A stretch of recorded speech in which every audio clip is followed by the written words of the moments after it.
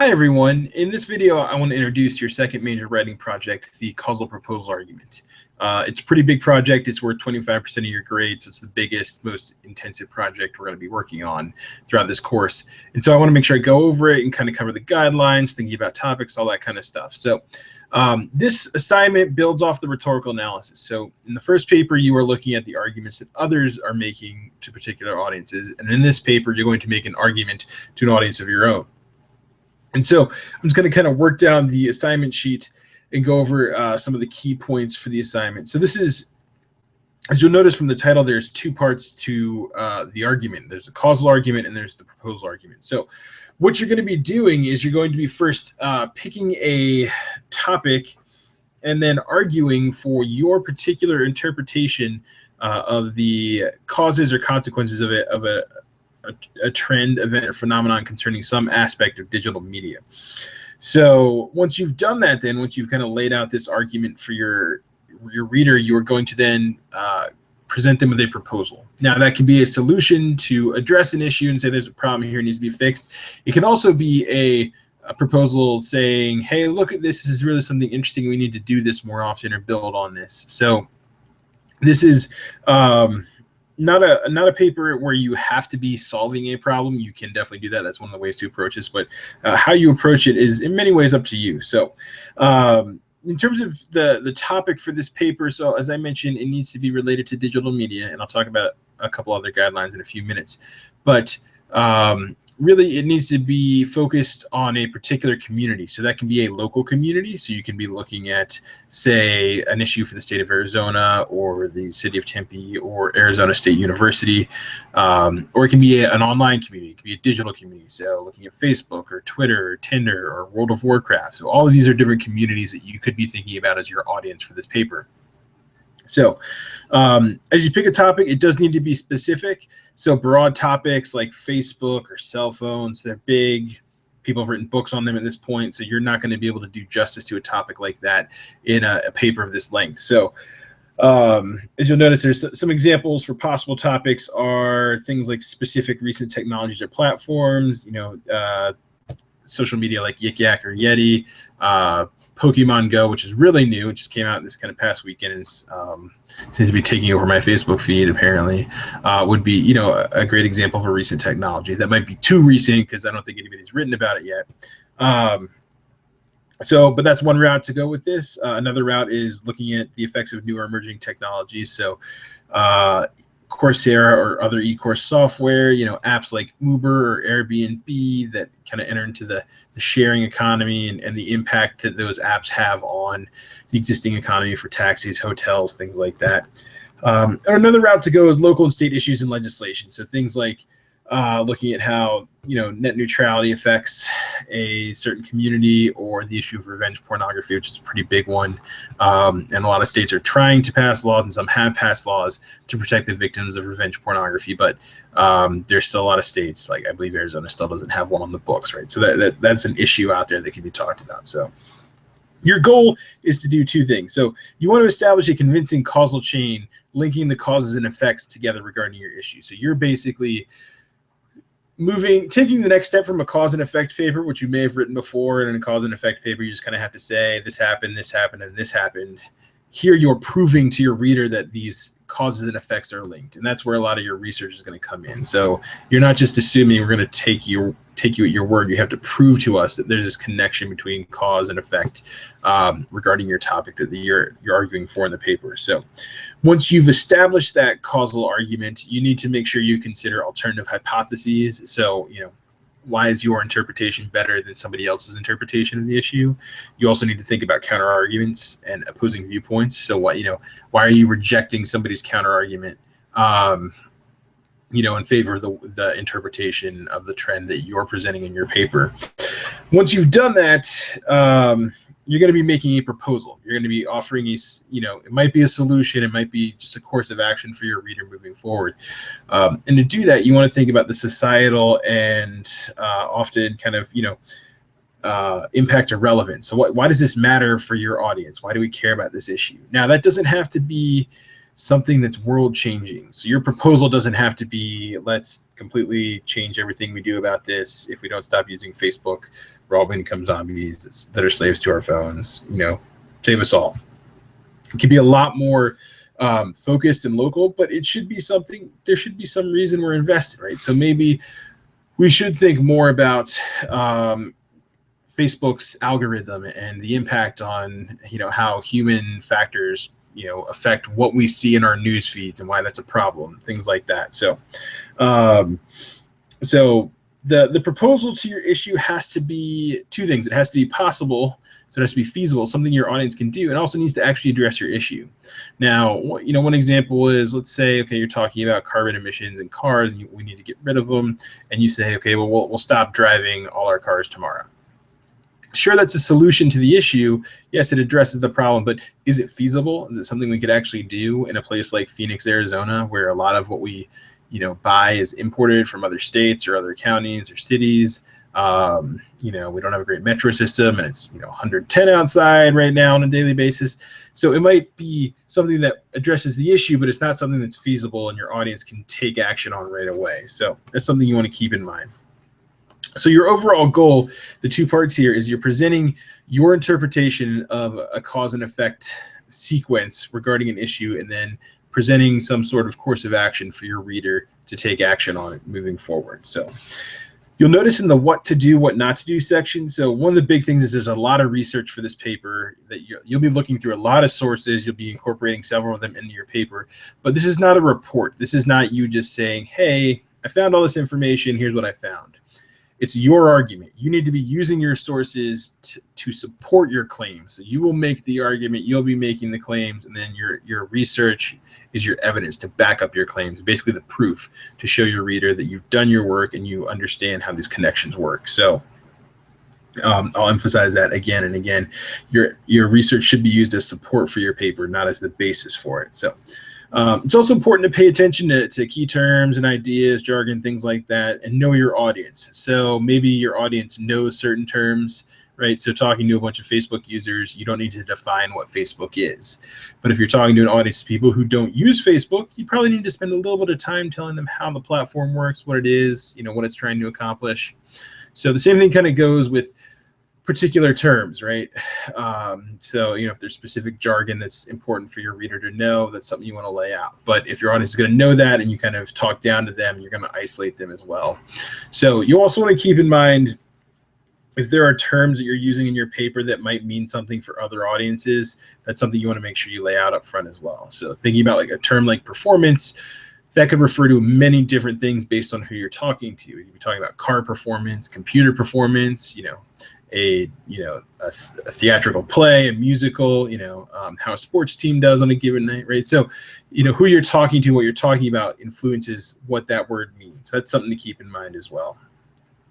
So the goals in this assignment are to really think through the causes and effects of issues, how things are connected, how these relationships are kind of created, what affects one another, to be able to also demonstrate effective and balanced research methods and use of outside research. So that means not just being able to find research, but actually being able to incorporate it into your paper. And then applying rhetorical strategies in the construction of a causal argument. So being able to make a strong argument and prove to your reader and convince them that they should accept your interpretation of events.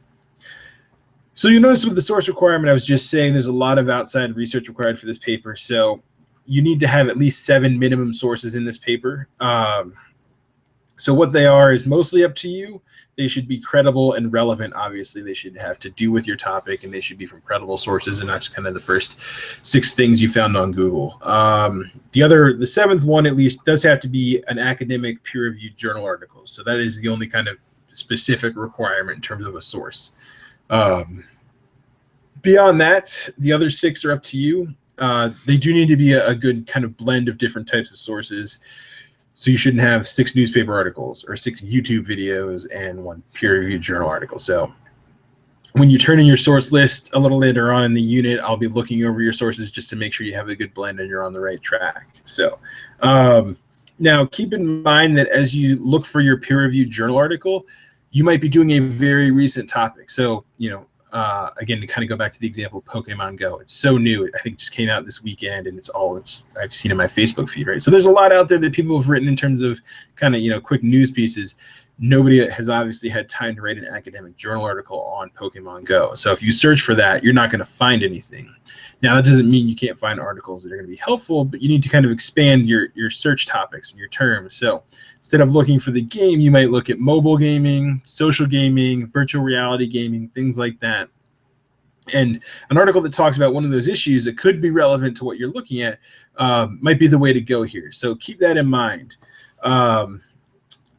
The other thing, obviously, is that all the sources you find and use in your paper have to be both cited in the body of the paper. So you need a parenthetical citation for each source in the body of the paper. And then they all need to be listed on the works cited page as well. So there should be at least 7 sources. You are, of course, welcome to use more than 7, but 7 is the minimum required for the paper.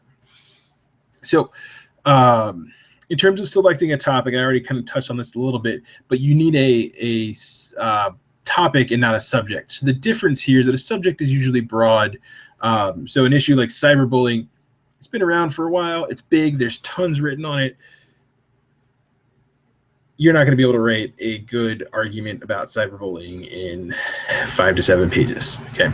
So what you need to do is you need to think about a more specific way to get into that issue, if that's the way you want to go. So the example I included here is kind of, instead of thinking about cyberbullying, looking at Reddit's policies on free speech. So the online website and community Reddit gives you a more local community to look at, more specific issues instead of just talking about cyberbullying, things like that. So keep in mind that you need to think about a specific topic, because it's going to be helpful when it comes to doing your research and actually writing the paper.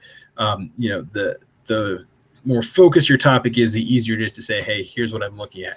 If you say I'm going to do Facebook, and then you kind of find all this information on Facebook, you're not going to have a fun time, basically. So the topic does need to be recent or ongoing. So it needs to be either have started in the past 2 years or have been kind of an issue that's developed in the past 2 years with your issue. So I mentioned, Facebook, you can't obviously talk about the whole history of Facebook, but maybe something that's happened more recently, like I mentioned earlier, the algorithms on Facebook being an issue, things like that. That's something you could talk about that's more recent. Or kind of a good example is maybe looking at the most recent expansion of a game like World of Warcraft, something like that. So how's it changed the community more recently, that kind of stuff. So again, the solution should be feasible, so it's something you should also be able to solve. It also shouldn't already be solved. So you can't kind of say, oh, hey, here's my argument, but somebody else figured out the answer. So it's something that still needs to be ongoing. And then as with the first paper, I'm going to be looking over your topics, so I'll just make sure you're on the right track. I believe those are going to be due on Friday, so I'll be looking at those over the weekend and just making sure your topics work. So you notice there are a couple of topics that are that are off limits, basically because they're too broad, they're too overdone. So the list here, which is not limited to these, but things like cyberbullying, technology leading to the downfall of communication, relationships, society, Blackboard, online learning, classroom technology, catfishing, online dating. These are, again, most of those are examples of subjects and not topics, and a lot of people want to go with them because it's kind of the first thing that comes to their mind, but they're really hard to write papers on. It doesn't mean you can't get into these issues, but you need to think about a more specific topic to do that with. So this paper is longer, as you'll notice. As I mentioned, this is the most intense paper we're going to do. It's a quarter of your overall course grade. So the body of the paper needs to be at least 1,500 words. The max here is 2,000 words. So that's kind of the range you're working in. This doesn't include the heading, the title, the page numbers, or for this paper, the works cited page. So keep in mind that the works cited page does not count for or against your word count. So I'm just looking at the body of the paper for the word count. Should follow all the MLA formatting guidelines, and should have obviously a complete works cited page, as I just mentioned, that lists all the sources that are cited in your paper. So what I'm looking for is that you have a clear, specific rhetorical purpose. You have a strong argument. You make it clear for your reader who you're talking to, what you're arguing about, what you're trying to accomplish. You've thought about that issue through a couple of different lenses. So you'll notice there's a list there: ideological, social, cultural, political, economic, and historical. You don't have to talk about your topic through all of these lenses, but you should talk about it through one or two of them, right? So, what is the economic impact of a service like Spotify for new artists who want to get their music out there and try to make money off of it, or the economic impact of Uber on taxi companies. What is the historical trend of looking at recent issues on Facebook, and how does that fit in kind of the longer history of Facebook over the past 10 years, that kind of stuff. So the next thing that I'm looking for is you've conducted inquiry-based research and writing, which is driven by the desire to study a currently relevant issue. So you have that research, you've done the work, you have good sources, you brought them into your paper. And then the last thing I'm looking for is that you have a clear solution. You've established a possible solution that addresses your issue and something your audience can actually take action on. So in terms of the grade breakdown and kind of the process for this paper, so this Friday, July 15th, your topic paragraph is due. And as I said, I'll be looking at those over the weekend. That's going to be worth 5% of your paper. And then on Thursday, July 21st, that's going to be a day devoted to you using the online library databases and resources to find research for your paper, which will set you up for the source list, which is due the following day on Friday, July 22nd. That's 5% of your paper. That's basically a works cited page of 7 sources. Now, that doesn't have to be the 7 sources you ultimately end up with.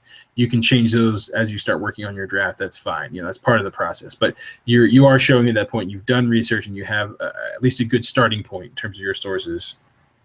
And then the following week, when we'll be doing your drafts, we'll be doing the peer reviews. The first draft is going to be due on Monday, July 25th. That's when we'll do the content peer review, as we've done for this first unit. The first draft's 10%, and then the revised draft is 10%, and that's going to be due on Wednesday, July 27th. So you'll have a couple of, a little over a day to kind of work on revising your paper based on your feedback before we do the revised draft is due, and we do the editing and proofreading peer reviews. So you'll also notice that on Tuesday, July 26th, that's basically going to be a day blocked off where I will be available for conferences with everybody on your paper if you'd like to set it up. Since this is a more intensive paper, it's research-based, there's a lot going on. I want to make sure I'm available and I have time slotted off to talk with people. So I'll have a couple announcements about that when we get a little bit closer to that date. So, and then the final draft is going to be due Thursday, July 28th. So, this is a couple of weeks on this paper, but it's going to go pretty quickly and there's a lot of work to be done. So there is a discussion board that's going to be open now, I believe, on Unit 2. So just like with the first one, if you have any questions, feel free to send me an email, post a question in the discussion board. I'll be checking pretty regularly to make sure, if you have any questions, I'll answer them. So just let me know if you have questions moving forward about topics or anything, and I look forward to seeing what you come up with for this next paper.